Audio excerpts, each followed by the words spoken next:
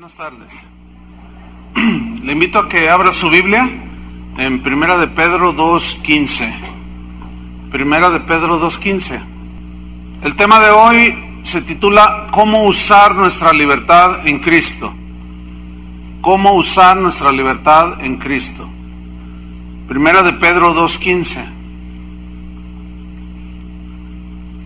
Voy a leer, dice así: porque esta es la voluntad de Dios, que haciendo bien hagáis callar la ignorancia de los hombres insensatos, como libres, pero no como los que tienen la libertad como pretexto para hacer lo malo, sino como siervos de Dios. Cristo nos ha hecho libres de la esclavitud del pecado. Esa libertad que hoy tenemos los cristianos, los nacidos de Dios, debe ser vivida con sabiduría, debe ser usada esa libertad con sabiduría para no volver a caer en la esclavitud del pecado. San Pablo decía a los romanos: ¿qué pues diremos? ¿Perseveraremos en el pecado para que la gracia abunde? Es decir, ¿seguiremos con la misma clase de vida que vivíamos antes de ser cristianos?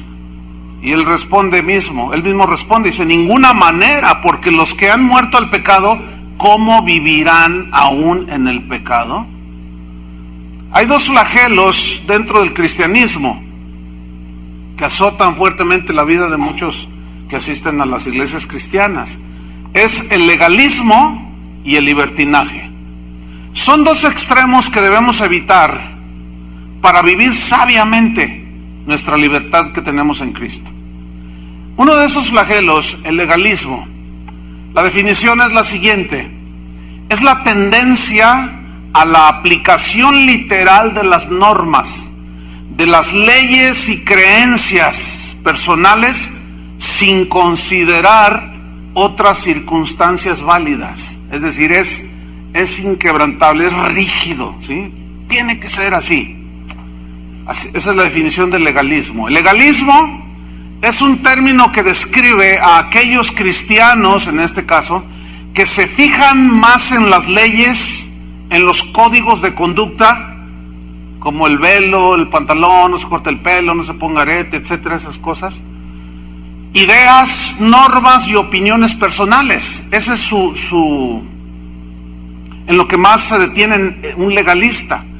El legalismo normalmente es acompañado de mucha rigidez, es muy rígido, tiene que ser al pie de la letra todo, y con un marcado énfasis en lo externo, y se olvida casi por completo de lo interno. Sabemos que Dios mira el corazón del hombre, nosotros nada más vemos lo externo. Por eso el legalista se preocupa solo en lo externo, pero no en lo interno. Es como el asunto de la Navidad. Ese día mucha gente se emborracha y pierde el sentido y se desenfrena. Entonces el legalista ve que un cristiano se reúne con la familia y cenan y le dan gracias a Dios y dice: eres un pagano, porque así celebran los paganos. Es decir, el legalista asume que porque todos los demás se desenfrenan, el cristiano también lo hace, y están en un error. El legalismo, entonces, pone muy poca importancia en lo que es esencial del cristianismo y enfatiza muchísimo más lo no esencial, porque el legalista no tiene la idea de lo que es la gracia de Dios. Para él lo que cuentan son las normas, no, la gracia de Dios no, es un extremo. Los legalistas fueron los que mataron a Esteban, que fue uno de los diáconos de la primera iglesia. En Hechos capítulo 6, no necesita buscarlo, allí se narra de que unos judíos se fueron sobre Esteban y lo acusaron de que violentaba la ley de Moisés, las normas que Moisés en la ley había establecido, y lo agarraron. Dice la Biblia que hablaba con mucha sabiduría Esteban y no podían resistirlo, y los legalistas, que eran miembros de una sinagoga llamada de los libertos, lo mataron. Entonces el legalista es muy estricto. Muchos confunden la rectitud, el caminar con Dios, la integridad, la devoción genuina a Dios, la sana doctrina, la confunden con el legalismo.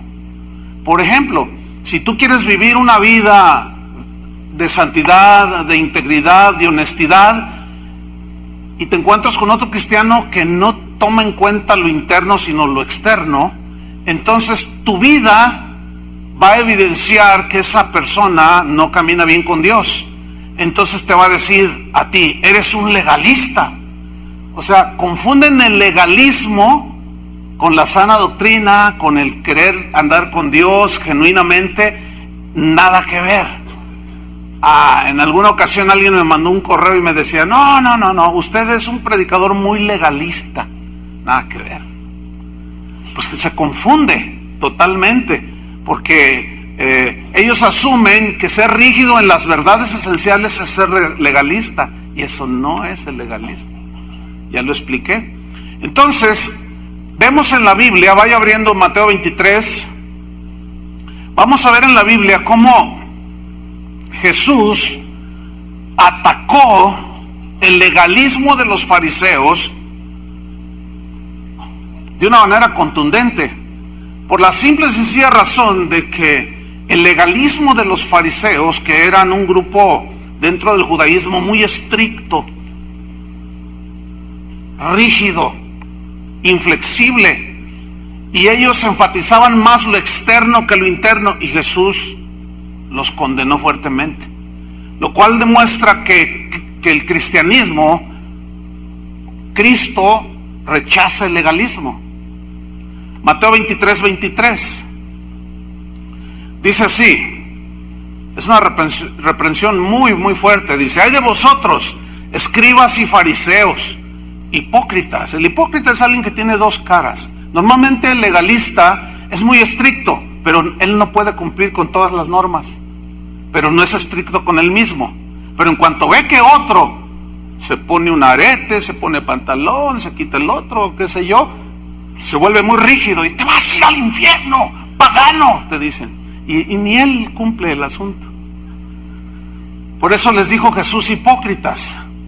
Fíjate, porque diezmáis la menta, el eneldo o el anís y el comino, y dejáis lo más importante de la ley, la justicia, la misericordia y la fe.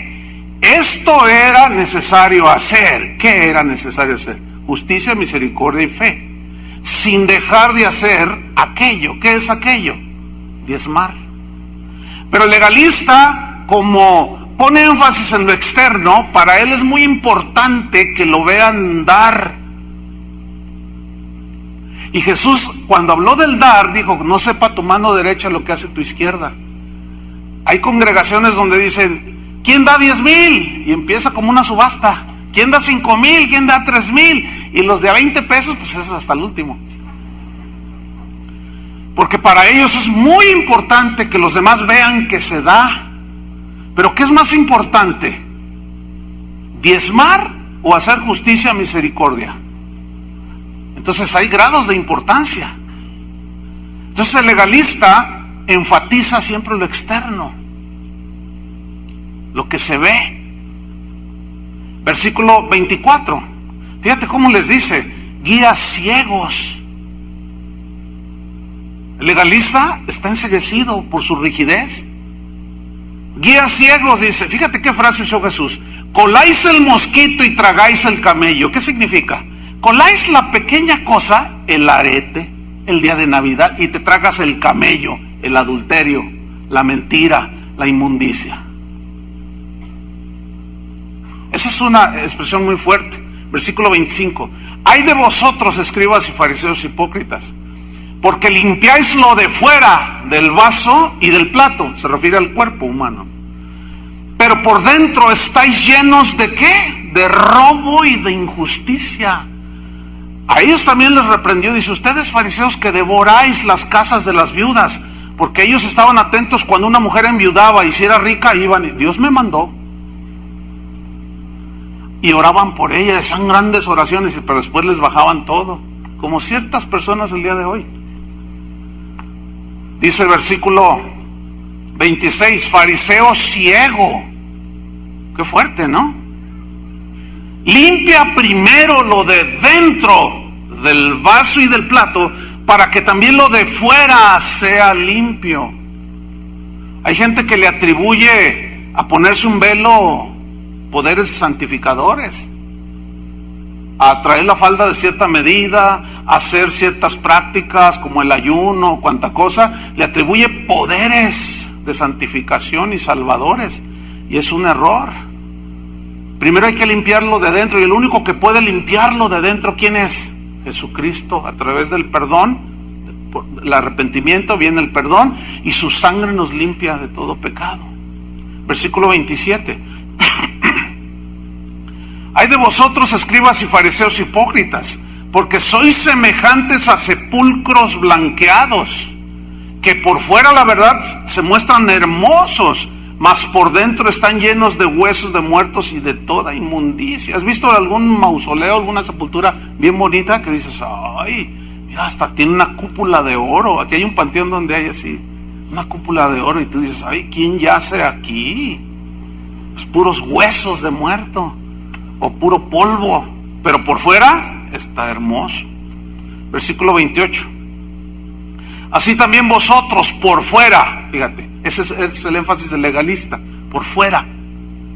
A la verdad os mostráis justos a los hombres, pero por dentro estáis llenos de hipocresía e iniquidad. Fíjate, por fuera se ven muy bien, pero por dentro están llenos de hipocresía y de iniquidad. Entonces el legalismo se manifiesta básicamente enfatizando tres cosas: salvación por obras, o sea, por lo que hace la gente. Por eso es que tienes que venir a la iglesia, tienes que hacer esto, tienes que hacer lo otro, tienes que ayunar, tienes que hacer lo otro, ¿sí? Pero la Biblia dice que por las obras ningún ser será justificado, sino solamente por la fe en Jesucristo. Otro de los énfasis es que ellos tienen metas para alcanzar, y eso habla de que ellos buscan una aprobación por medio de logros, y si los logran alcanzar, entonces ellos se sienten bien con Dios. Una persona me mandó un correo y me preguntaba que qué hacía, porque resulta que ella dice que había pecado, entonces, pero que ya le había pedido perdón a Dios, pero que no sentía el perdón de Dios. El perdón de Dios no se siente, se recibe por fe. ¿Entendieron? Entonces yo le dije, no, es que el perdón se recibe por medio de la fe. Igual, la Biblia dice que si confiesas tus pecados, Él es fiel y justo para perdonarte.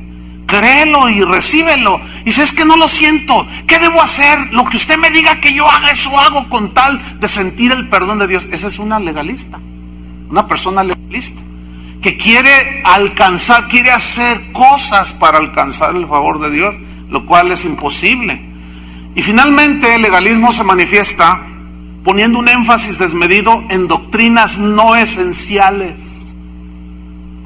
Confunden el velo con la santidad, confunden si celebra la Navidad o el Día de Reyes, confunden con paganismo y un montón de cosas. Entonces el legalista cae en un error muy terrible. Se pone en el lugar del Espíritu Santo, cuyo trabajo es convencer a las personas de pecado. ¿Quién es el que convence de pecado, de justicia y de juicio? El Espíritu Santo, según Jesús en el Evangelio de Juan. Pero el legalista se pone en el lugar del Espíritu Santo, y por medio de sus normas y de su predicación rígida acerca de temas no esenciales, cosas externas, quiere convencer a la gente. Y ese es un gravísimo error. Reglas, normas que inventó basado en su desconocimiento de la gracia. Pero viene el otro extremo. Ese fue el legalismo. El otro extremo es el libertinaje. Y la definición de libertinaje es desenfreno en lo que se hace y se vive. Ese es el libertinaje. Fíjense, el legalista tiene el pie puesto en el freno. Su vida cristiana no avanza. Siempre está con el no esto, no lo otro, no aquello, no aquello, no aquello, más allá, y siempre tiene el pie en el freno. Pero el libertino no mete el freno. ese se desboca, ¿entienden? Se desenfrena, no hay un freno que lo pare. En Judas, versículo 4, también ahí la Biblia condena el libertinaje, así como Jesús condenó y rechazó y evidenció el legalismo, también le sucede lo mismo al libertinaje. Judas, versículo 4, dice así: porque algunos hombres, no todos, algunos, algunos existirán, han entrado encubiertamente. ¿A dónde? Pues a la iglesia. Van a las iglesias, se mezclan entre los cristianos, los que desde antes habían sido destinados para esta condenación, hombres impíos, fíjese, que convierten en libertinaje la gracia de nuestro Dios y niegan a Dios, el único soberano, y a nuestro Señor Jesucristo. La clave, la frase impactante aquí en este versículo es que esa gente que se mete en las iglesias convierten en libertinaje la gracia de nuestro Dios. Aquí hay dos palabras que son importantes estudiar. Una es convertir, los que convierten en libertinaje. Y convertir aquí en el griego significa cambiar, es decir, cambian el sentido genuino de la gracia. Significa también pervertir, pervierten el verdadero significado de la gracia, lo trastornan, lo corrompen. Entonces, al cambiar, pervertir y corromper, convierten en libertinaje. Esa es la segunda palabra que hay que estudiar. Convierten, trastornan, pervierten en libertinaje, ¿sí?, la gracia de Dios. Y esta palabra libertinaje, vamos a estudiarlo un poco más a fondo. Es una palabra griega, aselgeia, que significa lascivia, desvergüenza. Aselgeia habla de una predisposición que tiene una persona para satisfacer los placeres de la carne, los deseos de la carne, los deseos de los ojos. Es ese tipo de persona que siempre anda bien observando qué ve, qué siente para poder hacer algo. Entonces, aselgeia describe una actitud que no conoce limitaciones, o sea, se desenfrena, por eso se dice libertinaje, y que osadamente sigue en pos de cualquier capricho que se le ocurra, de cualquier desvarío y de cualquier cosa que él quiera alcanzar, y se desenfrena. Por ejemplo, hay un desenfreno en el cristianismo de hoy por obtener bienes materiales, y esto es pues solapado por predicadores que predican cómo obtener tu mejor vida ahora, cómo tener las mejores cosas del mundo ahora, porque Cristo murió para hacerte rico, te dicen. Entonces la gente se desenfrena, ya no buscan las cosas de arriba sino las de la tierra, y se desenfrenan con tal de alcanzar sus logros. Una vez recibí una carta o un correo que decía: pastor, me siento muy frustrado, era un hombre. Dice: porque a mí me profetizaron prosperidad y tengo años y no me llega. Y ya no sé qué hacer, a veces pienso que Dios no es real en mi vida, fíjate nomás. Dice: a veces he ido y me he refugiado en el alcohol y me voy con mis amigotes, pues el desenfreno. Entonces fíjate cómo aún las cosas de Dios que no se aplican sabiamente te pueden llevar a un desenfreno, a un libertinaje, que es lo que está pasando el día de hoy. Hay un teólogo llamado William Barclay, ya murió él es uno de los teólogos más reconocidos. Él escribió, él un erudito en griego, y él escribió acerca de la palabra aselgeia, que es la desvergüenza, ¿sí?, la lascivia. Él escribió al respecto lo siguiente, dice: el hombre en cuya alma mora aselgeia está tan atrapado en las garras del pecado que no le importa lo que los demás digan o piensen mientras él pueda satisfacer sus deseos. Es el supuesto cristiano que ha perdido la vergüenza, pero sigue yendo a la iglesia. O sea, hace lo mismo que los paganos, pero sigue yendo a la iglesia. Y se escuda en la gracia y dice: no, pues es que Dios es amor. Dios perdona todos los pecados. La Biblia dice que el amor, que como Dios es amor, el amor cubre multitud de pecados, dicen. Y tuercen todo. Entonces ellos mismos escudan su libertinaje torciendo el sentido verdadero de la gracia. Entonces ellos dicen, bueno, es que no hay nada que la gracia no pueda cubrir. Eso es verdad. Entonces, pues si yo haga lo que haga, siempre la gracia va a estar encima. Entonces, ¿cuál es el problema? Dicen ellos. Y entonces viven una vida de libertinaje.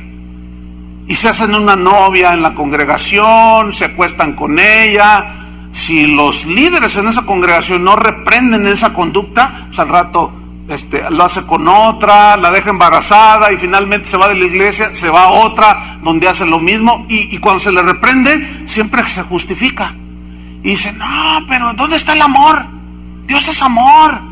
Pues además, a ver, yo no entiendo cómo Dios puso en mí los impulsos sexuales y luego me los frena. Los pone allí y lo dice, pero bajo el límite del matrimonio. Entonces, ¿cómo está eso?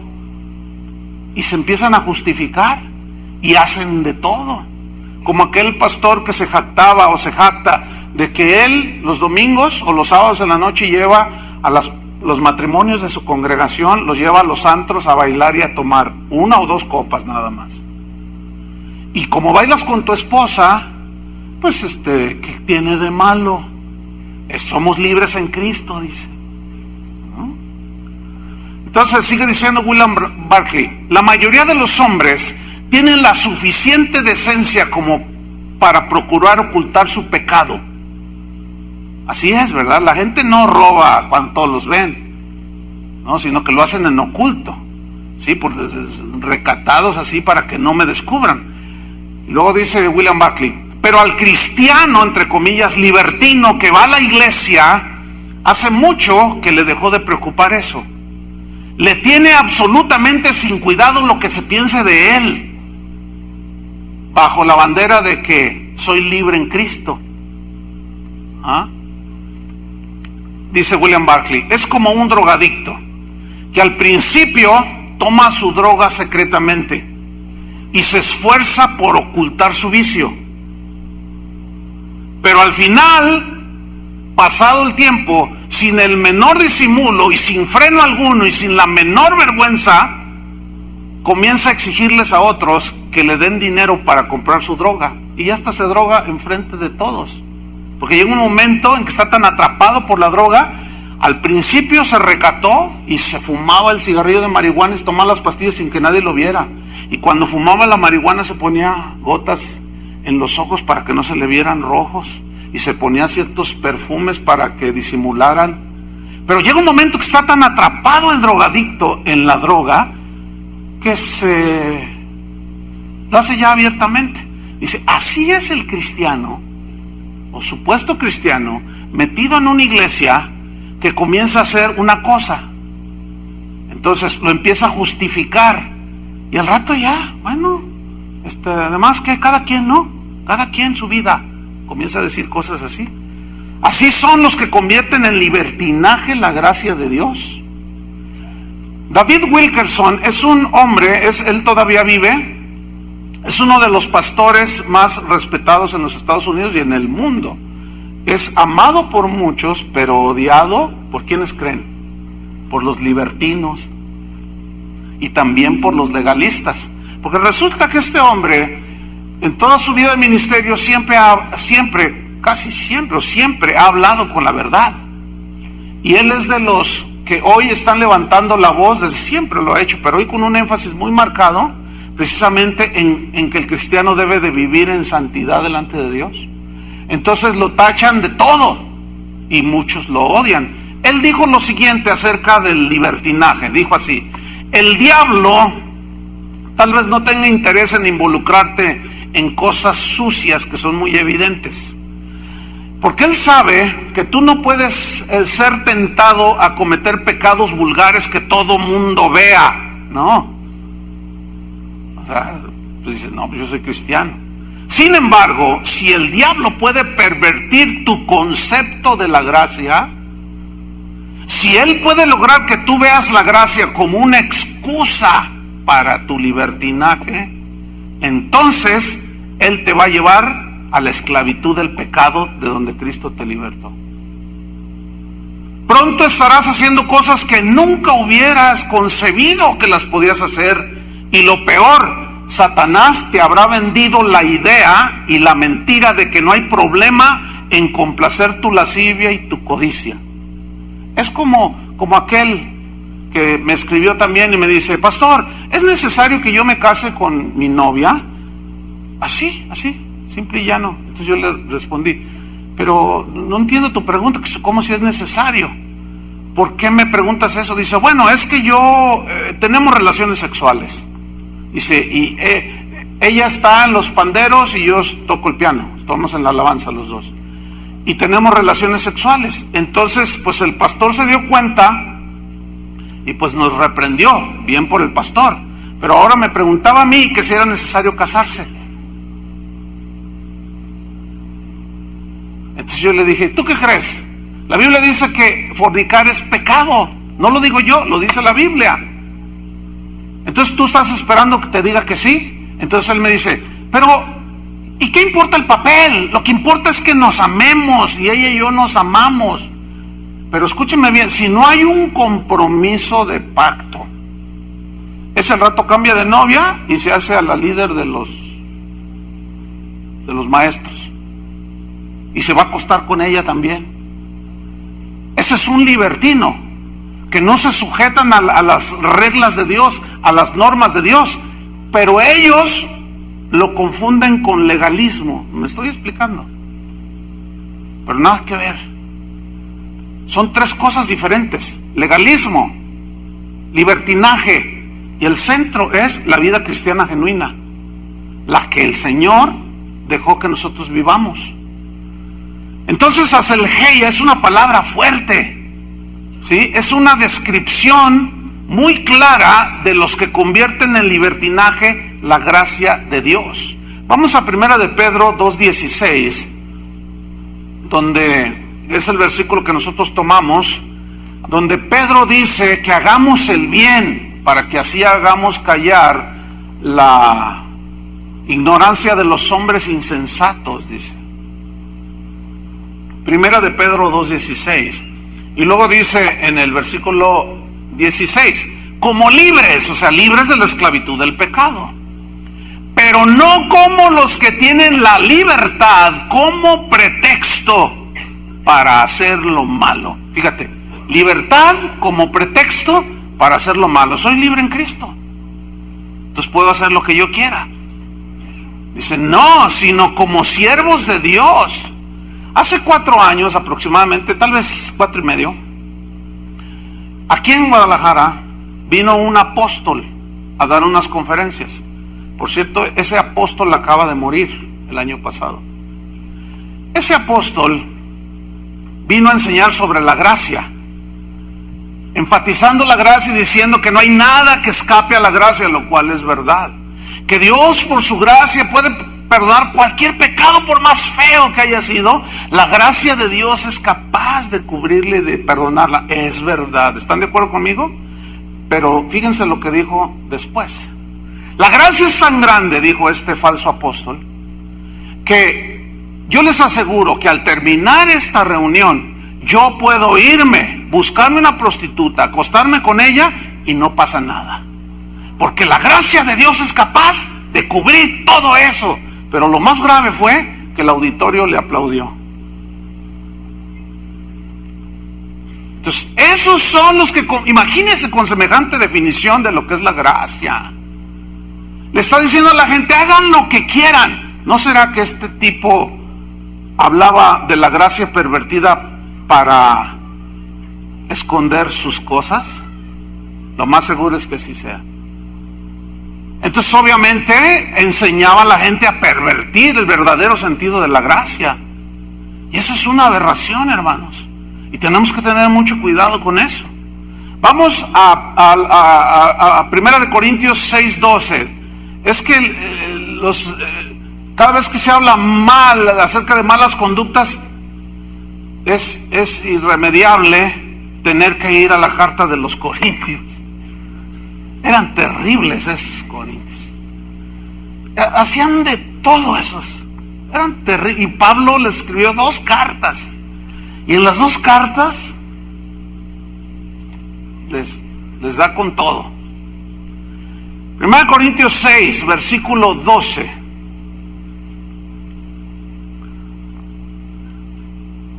Los corintios estaban entrando en un libertinaje de todo tipo.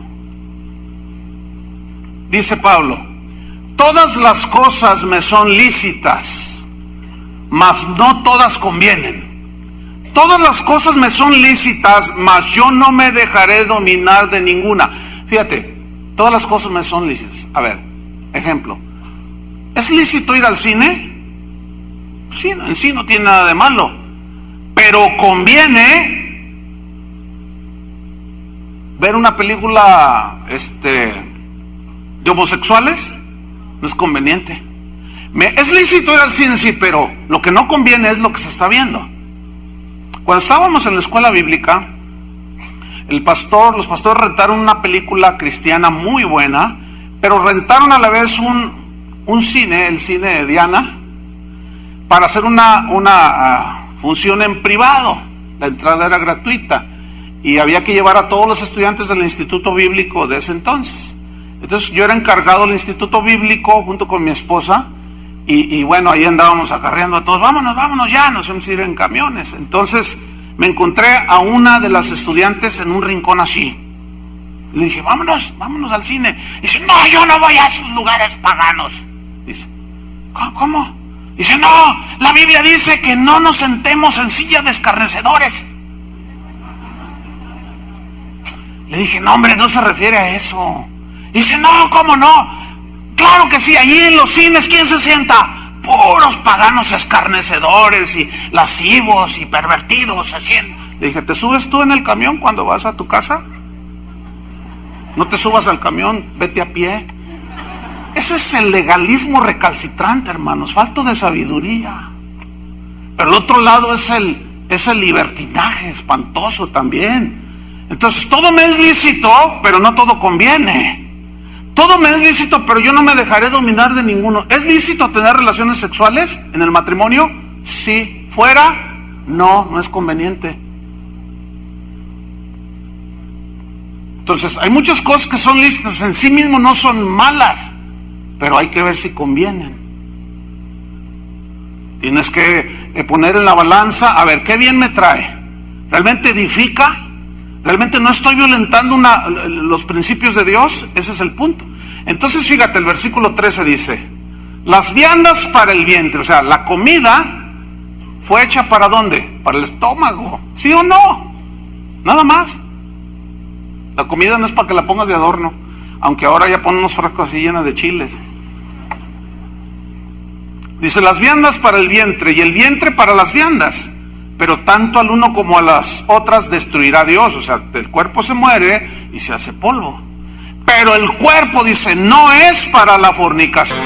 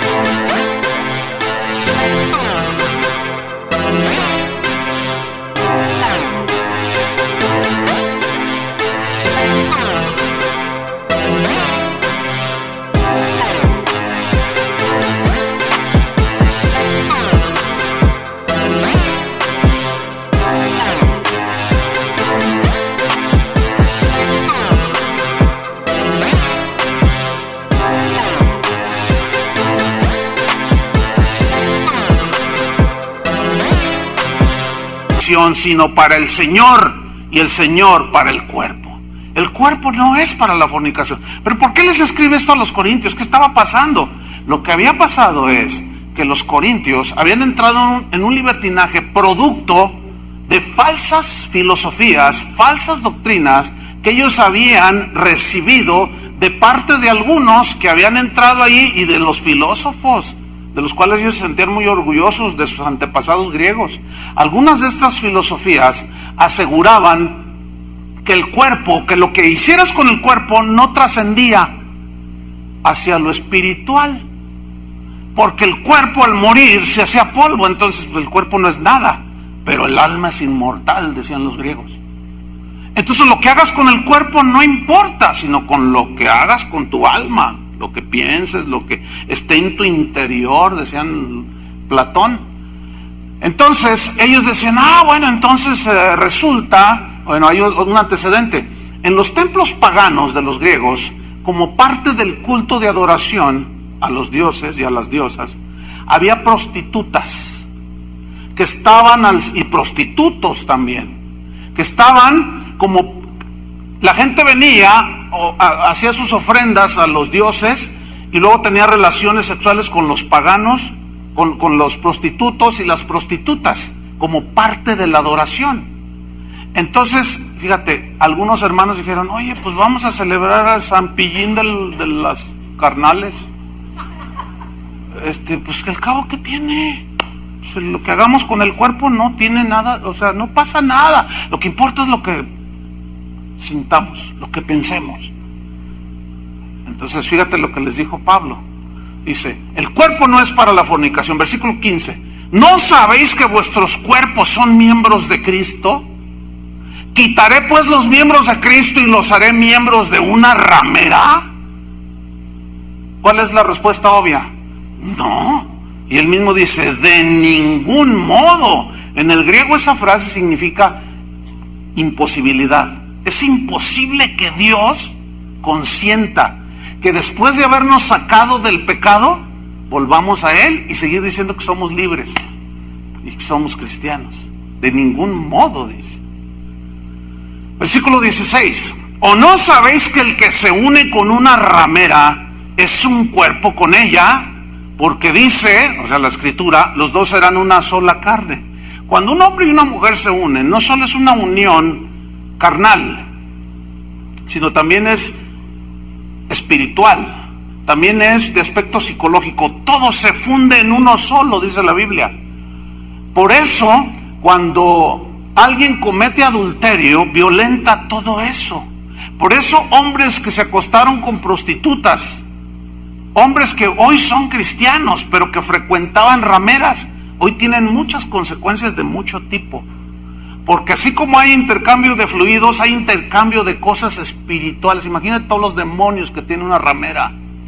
Imagínate todo el mugrero que hay cuando le transmite uno al otro. Y luego llega otro y es horripilante todo eso. No todos entienden esto que estoy diciendo.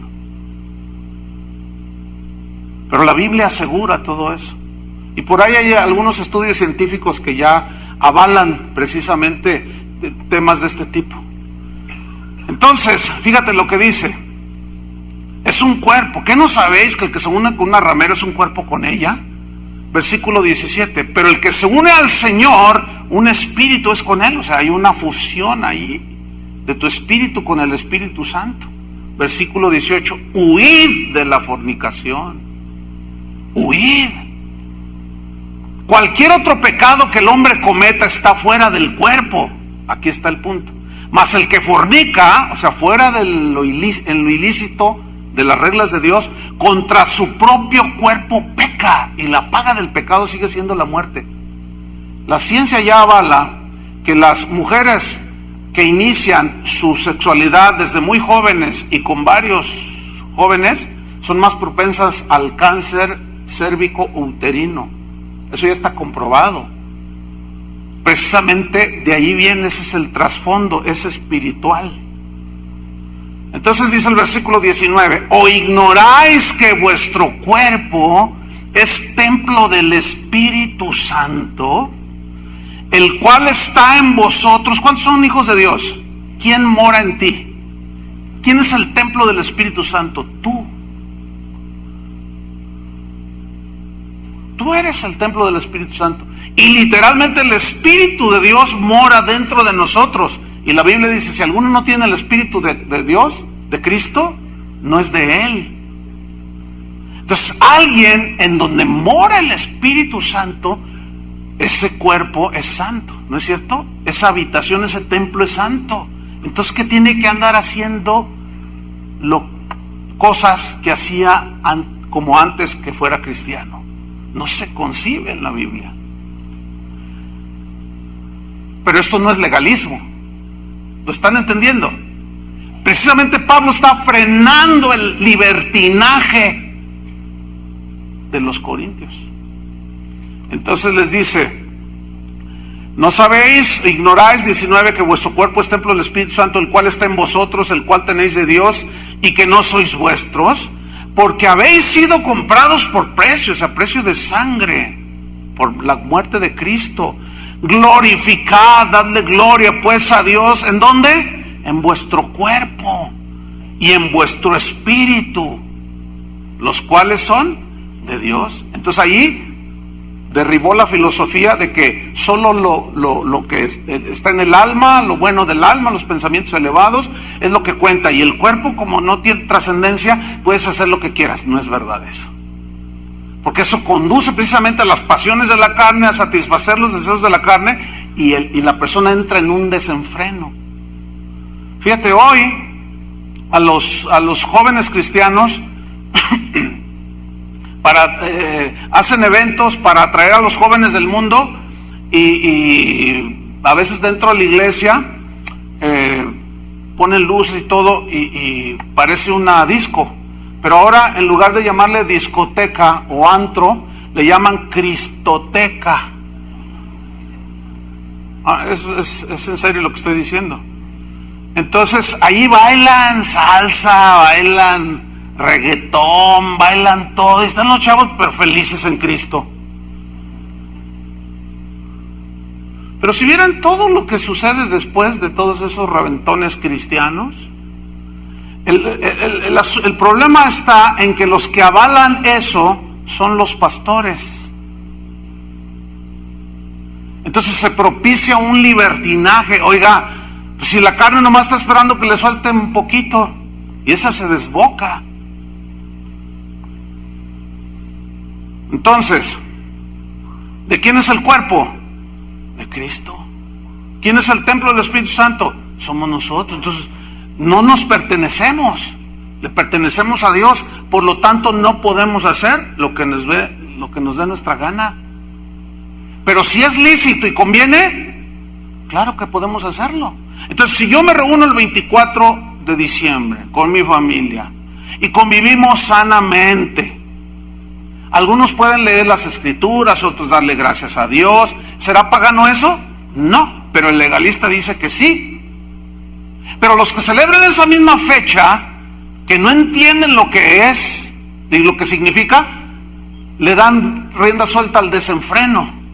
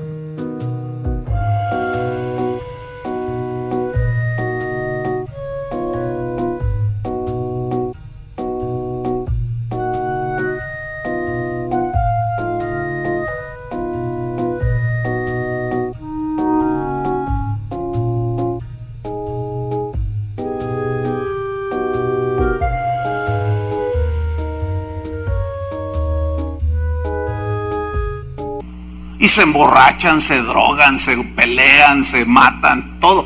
Entonces el legalista asume que por ende el cristiano que hace eso también es un pagano, y está equivocado. Porque ¿cuántos de ustedes se reunían al 24? A ver, ¿le entraron a la paganeada? Aunque 2, 3 es posible que ahí el diablo les tendió una trampa, y se desbocaron, se desenfrenaron. Y luego dijeron, ay, ¿y ahora qué hago? No va a haber servicio el jueves. Tengo que esperarme hasta el domingo para ir a la iglesia. Entonces su concepto es bien distorsionado de lo que es el cristianismo. Vamos a 2 de Corintios 6:14. Vamos rápido. 2 de Corintios 6:14. Ahí tenía que ser los corintios otra vez. No, esos en sus reuniones eran un desorden. Unos hablaban en lenguas, aquí otros allá, otro se tiraba, otro le hacía como león, otro rugía como tenis corrido. Horrible se ponían las reuniones. Un desorden. No, esos corintios eran de todo. Se iban con las prostitutas, luego uno se metió con su madrastra y no dijeron nada. No, un desastre. Pues sigue el desastre aquí con estos. 2 de Corintios 6:14. Les dice Pablo, los está exhortando, los está reprendiendo. Les dice, no os unáis en yugo desigual con los incrédulos. Porque ¿qué compañerismo tiene la justicia con la injusticia? Pues ninguno, no son ni primas siquiera. Son antagónicas. ¿Y qué comunión tiene la luz con las tinieblas? Ninguna. Apagan los focos aquí y reinan las tinieblas. Enciéndanlos y huyen las tinieblas. No hay comunión, no existe eso. ¿Y qué comunión y qué concordia Cristo con Belial o con Satanás? Nada, absolutamente. ¿O qué parte del creyente, estoy en el versículo 15, o qué parte del creyente con el incrédulo? Ninguna. Si tú eres hijo de Dios, eres totalmente diferente a los no cristianos. Tus motivos, anhelos, metas, ilusiones son diferentes a los de la gente del mundo, ¿sí o no? Si tú todavía, tus anhelos y todas esas cosas son como los del mundo, no eres cristiano. Porque aquí te lo está diciendo, ¿qué parte hay del creyente con el incrédulo? No hay absolutamente nada. Lo único igual es que somos seres humanos. Vivimos en esta carne y tenemos que tener dominio propio para frenarla y no irnos al libertinaje, pero tampoco ser tan rígidos para hacernos legalistas. Pero los del mundo, eso no le ponen freno, eso le entran a todo. Dice el versículo 16, ¿y qué acuerdo hay entre el templo de Dios, o sea, el templo de Dios tú, y los ídolos o la idolatría? A veces los cristianos de hoy dicen, no, pues nosotros ya no tenemos imágenes de San Pillín, San Payón y San Pastón, San Patón y San Panzón. Ya no tenemos esos ídolos, ya no. Pero tienen de ídolo al cantante, tienen de ídolo al pastor, tienen de ídolo al apóstol, tienen de ídolo, hay idolatría. Entonces con la mente, hay gente que está dispuesta a dar su vida por el pastor, por el cantante, por no sé quién, pero no la dan por Cristo. Eso es idolatría. Y un ídolo es aquello que ocupa el primer lugar que le corresponde solo a Dios. Entonces, en tu vida, que eres el templo del Espíritu Santo, no debe de haber idolatría. Y a veces la gente, a veces en persona y a veces por correo electrónico, me dicen, pastor, le voy a decir unas cosas. Yo sé que a usted no le gusta que le digan, que le digan cosas que inflen su ego. Dice, pero ¿cómo se las voy a decir? Ay, ¿cómo hacerles entender? O sea, es que la gente dice, es que yo sé que a usted no le gusta que digan que usted, que no sé qué, no me gusta y no quiero que lo digan. Una vez, un amigo mío, estábamos en una conferencia y lo invitaron a él seguía para predicar. Entonces, cuando dijeron su nombre, todos gritaron, ¡ah! Y aplaudieron. Entonces sube y dice, ¡cállense todos, cállense! Pero estaba enojado y todos se quedaron callados y dicen, ¡no nos echen a perder! Por favor, no nos echen a perder. Yo no necesito que usted me aplauda a mí como lo hice, que grite, ¡ay! Nomás oyó mi nombre, ¡ah! Yo dije, ¡ay! Que ese sí es mi amigo. No, porque a muchos les gusta que les aplaudan. A mí no me gusta que me aplaudan. ¿A ti te gusta que te aplaudan? Porque eso es para inflar el ego. No necesitamos andarle aplaudiendo a nadie, hermanos. Y ahí está. Entonces dice, ¿qué acuerdo hay entre el templo de Dios y los ídolos? Porque vosotros sois el templo del Dios viviente, como Dios dijo, habitaré y andaré entre ellos y seré su Dios, y ellos serán mi pueblo. Por lo cual salid de en medio de ellos y apartaos, dice el Señor, y no toquéis lo inmundo, y yo os recibiré. Y aquí se confunden los legalistas. La Navidad es inmunda, el Día de Reyes es inmundo, tu cumpleaños es inmundo, todo es inmundo. Y aquí a lo que está hablando claramente son las prácticas que hacen los paganos y que los cristianos eventualmente por engaño y por desenfreno, por libertinaje, eventualmente caen en esas prácticas. Eso es no tocar lo inmundo, porque un día, ¿qué tiene de inmundo en sí mismo? Dios hizo el día. Como aquel ejemplo que les puse de una señora que decía, Dios me reveló que ya no voy a usar ropa negra, de color negro, porque el negro lo usan los satanistas. Uy, una vez yo traía ¿qué era? Pues era como una sudadera con colores que no eran el arco iris, pero parecía el arco iris. Y alguien me dijo, el arco iris lo usan los gays. Y a mí qué rayos me importa que los homosexuales usen el arco iris como su símbolo. Pues que lo usen, que ya lo hace inmundo. Es que Dios fue el que hizo el arco iris. Pero para el legalista es algo, ay, no lo uses. No. ¿Eres gay? ¿Eres el pastor gay? ¿O eres el Gatorade? Entonces, fíjate, dice aquí, yugo desigual. No unáis en yugo desigual. Vamos a hacer un breve estudio aquí sobre el yugo desigual. Esta figura es tomada de dos bueyes que jalan el arado. Y los agricultores de los tiempos bíblicos sabían perfectamente que los dos bueyes que jalaban el arado tenían que ser del mismo tamaño o muy aproximado. No podía ser uno que midiera 1,30 y el otro 70 centímetros, no, porque el yugo es un travesaño que ponían sobre la cerviz del buey. Entonces los dos tenían que jalar para distribuir el peso y poder abrir la tierra, que es bastante dura. Entonces el par de bueyes tenía que ser del mismo tamaño aproximado, más o menos del mismo peso. Hay bueyes que pesan hasta 500 kilos. Entonces si ponían un buey de 500 kilos y otro de 300, bueno, el de 500 kilos, él tenía que jalar más fuerte.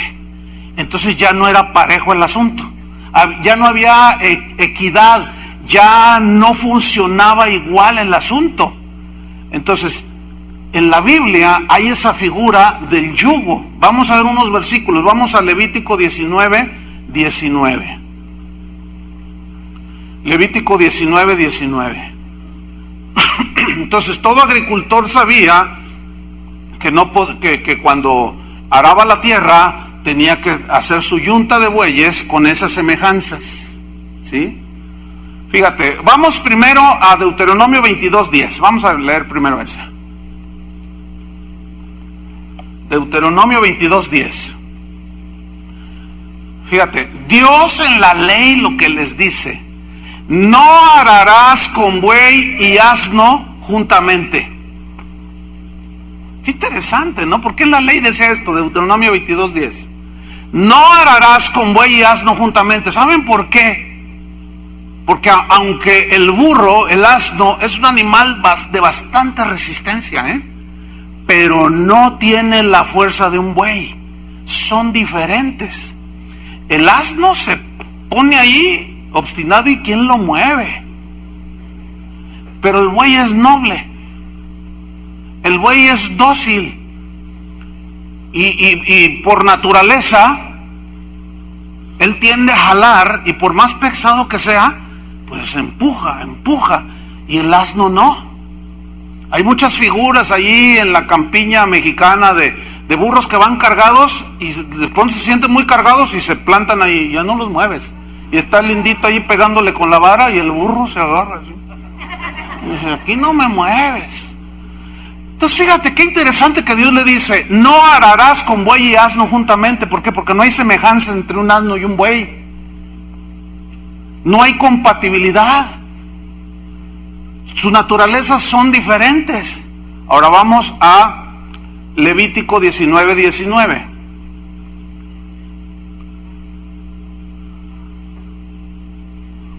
Interesante estos versículos. Ciertamente están en la ley, pero vamos a ver al final cuál era el propósito de estos mandamientos. Dice Levítico 19:19. Dice así: mis estatutos guardarás. Y lo dice: no harás ayuntar tu ganado con animales de otra especie. Tenía que ser semejante. ¿Qué sucede en la cruza de un asno y una yegua? ¿Qué resulta? Una mula o un mulo, y son estériles. No sirven para nada, prácticamente. No, tenía que ser de la misma especie, que tuviera semejanza, para que se multiplicaran según la semejanza de ellos. Bueno, sigue diciendo: tu campo no sembrarás con mezcla de semillas. Pues por obvias razones, ¿no? Pero a veces somos tan obstinados que se les tuvo que dar como ley: no sembrarás el campo con multitud de mezcla de semillas. Y ahí le va de pepino, y ahí le va de tomate, y ahí le va de maíz. ¿Y qué van a hacer ahí? Es una ensalada.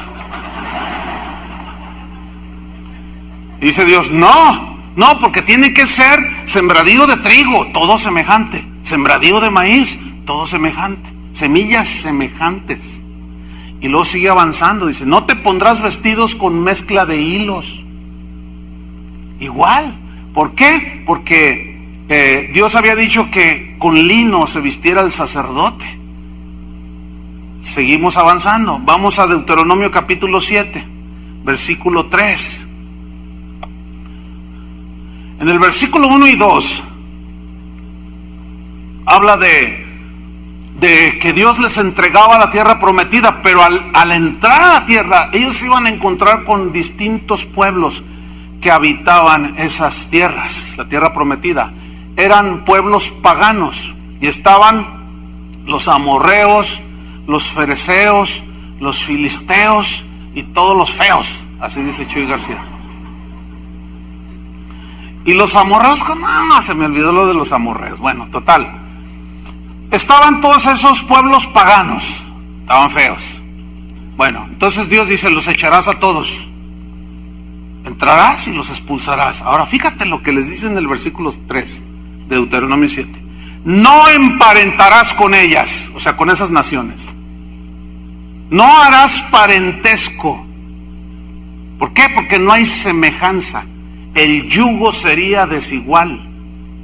No caminarían como dos bueyes caminan cuando aran a la par.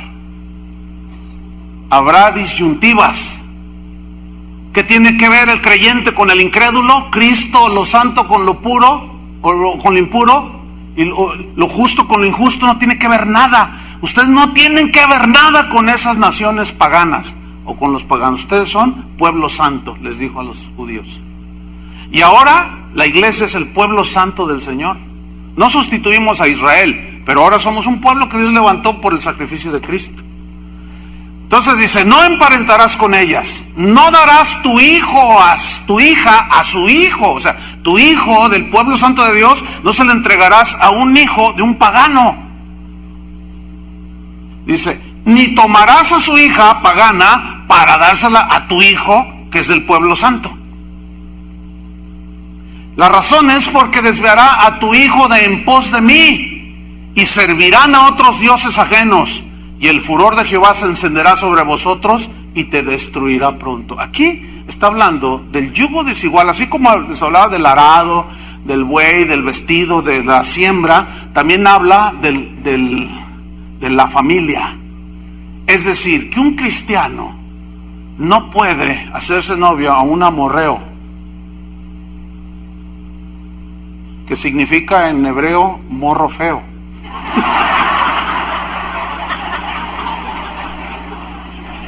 Ah, no se crean, eso no es cierto.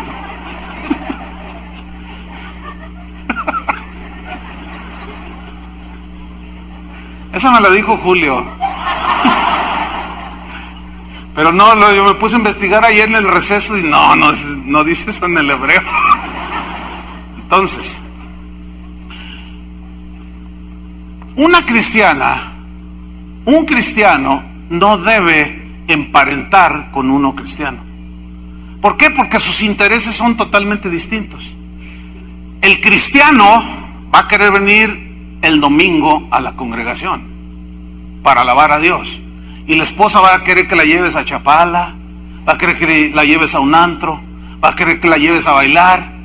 Entonces tienen intereses totalmente distintos, pero mientras andan de novios, pues andan quedando bien, y entonces pues todo es color de rosa. Pero en cuanto se casan, escúcheme bien, el 99.9, porque hay excepciones honrosísimas que están en la soberanía de Dios, pero la gran mayoría, el 99.9 de los matrimonios mixtos, es decir, un cristiano con un no cristiano, terminan mal. Terminan en divorcio, o termina yéndose la persona y termina yendo otra vez a Zapopan, sirviendo a otros dioses. Una vez vino una señora y me dijo: pastor, quiero que case a mi hija. Y le dijo: bueno, sí, claro. ¿Y quién es el novio? ¿Es cristiano? Fue lo primero que le pregunté. Y me dice: bueno, no, pero mira qué buen joven es. ¿De cuándo acá un hijo del diablo es mejor que un hijo de Dios? ¿De cuándo acá? O sea, ¿qué quiso decir que viera qué bueno es? O sea, ¿qué tiene de bueno alguien que es un hijo del diablo? Porque si dice la Biblia que son hijos del diablo, ¿sí o no? Solo hay hijos de Dios e hijos del diablo, no hay más. No hay ni sobrinos, ni tíos, ni nietos. No existen esos. Entonces le dije: usted, dice, es que su Carlos Olivares no quiso casarlos. Le dije: no, pues ¿cómo? Claro que no los vamos a casar. Tampoco usted. Le dije: claro que no. Le dije: ¿cómo el día de la boda? Ahí está el hijo del diablo y la hija de Dios. Entonces le voy a decir: a ver, tú, hijo del diablo, te entrego, te comprometes delante de Dios. ¿Cuál Dios? ¿Te comprometes a serle fiel a la hija de Dios? ¿Te comprometes a guardarte solo para ella? Y el otro va a decir: sí. Hey, yes, sí, claro. Todo va a decir sí. Pero su naturaleza es la de un asno, obstinado en su pecado. Es la de así dice la Biblia,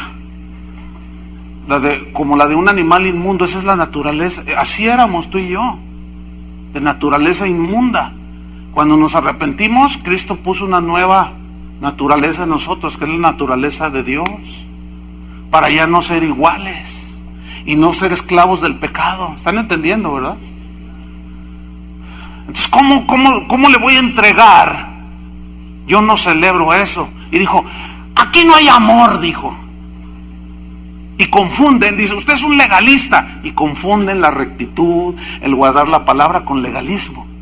Porque si celebráramos una situación así, nos vamos al libertinaje. ¿Ve? La línea que es casi invisible, hermano. Es muy difícil. Pero la palabra de Dios y la guía del Espíritu Santo nos pueden llevar a buen puerto. Tenemos que confiar en la guía del Espíritu Santo y que Él nos muestre y nos dé sensibilidad para discernir qué es bueno y qué es malo, qué es legalista, qué es libertinaje y qué es lo recto, qué es lo justo. Qué tremendo. Vamos otra vez a Corinto. Otra vez, pues no hay otra, tenemos que volver. 1 Corintios 10:14. Aquí la cosa seguía fea. Los corintios, tremendos hermanos. 1 Corintios 10, versículo 14. Este es otro párrafo dentro de las cartas de Pablo a los Corintios. Dice así: por tanto, amados míos, huid de la idolatría. ¿Por qué les dice huid de la idolatría? Déjame explicarle por qué. Los primeros 13 versículos hablan de Israel cuando salieron de Egipto, que celebraron una fiesta para Jehová en el desierto. Moisés se había subido al monte a recibir las tablas de la ley. Se tardó. Y el pueblo le dijo a Aarón, que era el sacerdote, el hermano de Moisés, le dijeron: Aarón, pues Moisés ya se tardó y nosotros tenemos ganas de adorar, tenemos ganas de hacerle fiesta a Jehová. ¿Y qué puedo hacer yo? Dice: haznos dioses, haznos dioses. Haznos dioses, Aarón. Dijeron: queremos un becerro de oro, algo que podamos ver, y vamos a celebrar fiesta a Jehová. Y él fue el que inventó la ofrenda de especie. Traiga su reloj, traiga su anillo de oro, traiga sus aretes. Entonces lo agarró, lo fundió y les hizo un becerro de oro. Les dijo: Israel, estos son tus dioses. Pregunta: ¿puede un pastor desviar a la idolatría a sus oyentes? Ahí está. Entonces hicieron un becerro de oro y lo adoraron. Y dijeron: fiesta para Jehová. Y comenzaron a regocijarse. Empezaron a tomar, se empezaron a emborrachar y empezaron a fornicar. Y cayó el juicio, 23,000 se murieron. Porque se desenfrenaron en el desierto.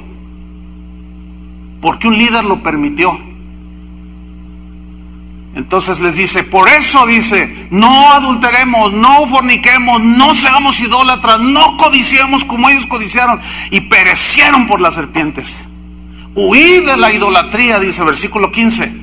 Como a sensatos os hablo, o sea, como a gente que piensa. Pregunto, ¿ustedes son gente que piensa? La gente que piensa, mira lo que viene enseguida en el versículo 15.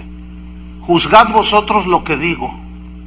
Pablo no es como muchos predicadores de hoy, que dicen algo, dicen una herejía, y tú la cuestionas y te dicen: no toquéis al ungido de Jehová. Eso dijo el ungido y eso es. Pablo no era de esos. Pablo decía: juzguen por favor, disciernan lo que digo. Como a gente sensata les hablo, gente que piensa. Los que no disciernen ni juzgan, no piensan. Por eso abusan de ellos y los engañan. Entonces Pablo dice: juzgad vosotros lo que digo. Versículo 16. A ver, ¿qué había sucedido? Ahí va.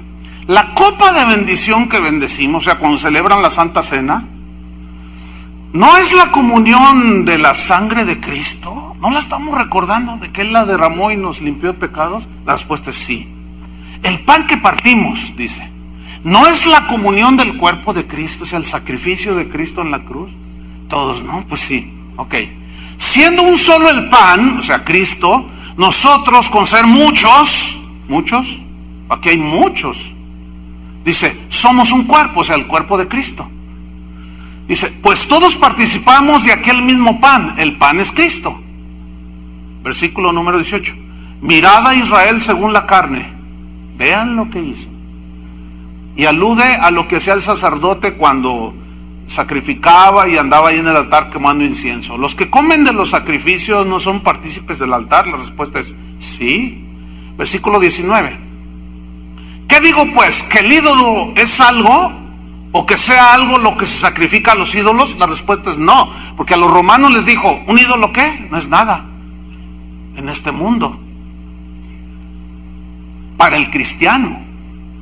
Pero para el pagano no. Para el pagano el ídolo es su Dios.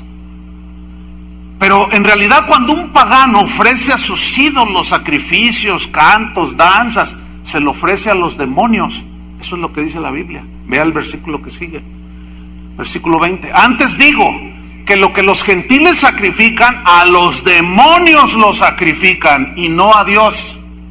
Y no quiero que vosotros os hagáis partícipes con los demonios. ¿Qué significa aquí? Que no hicieran las mismas prácticas que los paganos hacen. No se refiere a guardar días, porque los días, hermanos, en el día no está en la esencia del mal. El mal está en lo que hacen los seres humanos. ¿Lo entienden? Porque de otra manera caeríamos en el legalismo. Pero nos iríamos al libertinaje si aceptamos que podemos hacer lo que todos hacen, escudándonos en la gracia y pervirtiendo la gracia. Dice, no quiero que se hagan partícipes con los demonios. Fíjate el versículo 21. no podéis beber la copa del Señor, o sea, celebrar la cena del Señor, venir a la iglesia, etcétera, y la copa de los demonios. ¿Cómo? ¿No podéis participar de la mesa del Señor o del pan y de la mesa de los demonios? ¿O provocaremos a celos al Señor? ¿Somos más fuertes que Él? Hace ya bastantes años, como 15, vino un matrimonio. Oiga, pastor, fíjese que la persona que nos compartió de Cristo, pues nos acabamos de enterar de que pues tira las cartas. ¿Cómo que tira las cartas? Sí, tira las cartas del tarot y lee el café y adivina. Hasta tiene un negocio ahí en el centro de la ciudad. Le dije, ¿cómo? No, de verdad. Me dice, sí. Y le dijimos, oye, como que eso no está bien. ¿Y qué te dijo? Dice, no, dice que es un don que Dios le dio. Y ya tenía años aquí en la congregación este hombre. Entonces, no, pues lo abordé a este hombre. Le dije, oye, ¿es verdad que tú practicas esto y esto? Ay, pastor, pero pues es un don que Dios a mí me ha dado. Le digo, no, discúlpame. Tú no puedes venir a la iglesia, decir que tienes comunión con Cristo, participar aún de la cena del Señor, de los cantos, de la alabanza, y luego involucrarte en cosas de ocultismo, leyendo las cartas, adivinando, entrando en prácticas de hechicería y de ocultismo. Eso es comer de la mesa del Señor y de la mesa de los demonios. No debemos de tener ese tipo de prácticas. Entonces le digo, tienes que dejar eso si verdaderamente amas a Cristo. Desde entonces ya no lo veo.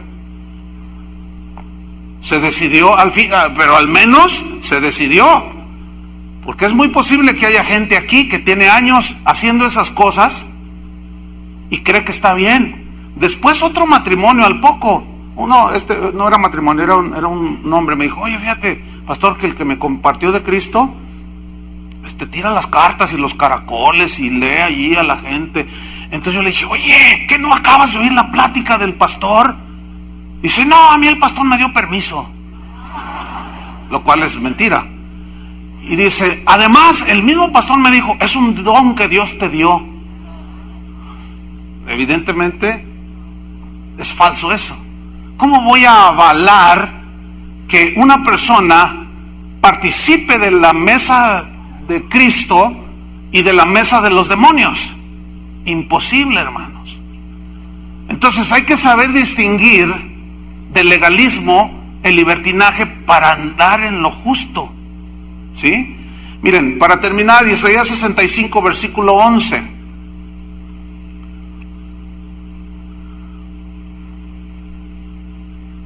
Isaías 65, 11. Fíjate lo que hicieron los judíos en el tiempo de Isaías. Dice así, pero vosotros, dicen, los que dejáis a Jehová. ¿Habrá gente que camina con Dios y luego lo deja? Sí, son los apóstatas. Pero vosotros los que dejáis a Jehová, que olvidáis mi santo monte y ponéis mesa para ¿qué? La fortuna, y suministráis libaciones o sacrificios, ofreces pan, comida, etcétera, para el destino. Fíjate, aquí son dos dioses.